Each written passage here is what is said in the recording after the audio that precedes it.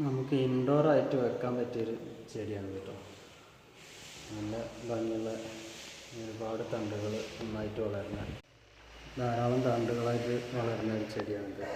പിന്നെ നമ്മുടെ നാട്ടിൽ പണ്ട് മുതലേ ഒരു മാസമാറി എന്ന് പറയുന്നു. ഇത് ഇൻഡോറാക്കി ഇങ്ങനെ വെക്കുന്നത് കളറ് നല്ല ലൈറ്റ് കളറാവട്ടെ. ഈ കടും പച്ചക്കാണ് പോയിട്ട് ഇളം പച്ച നിറമാക്കുന്നത്. ഇതുണ്ടത് ഇങ്ങനെ ചെറിയ നാമ്പുകൾ ഇങ്ങനെ വരുന്നുണ്ട്. ഇതിന് നല്ല ഇൻഡോറായിട്ട് വളർത്താൻ പറ്റിയൊരു നല്ലൊരു ചെടിയാണിത്. നല്ല ഭംഗിയുണ്ടാവും കാണാൻ.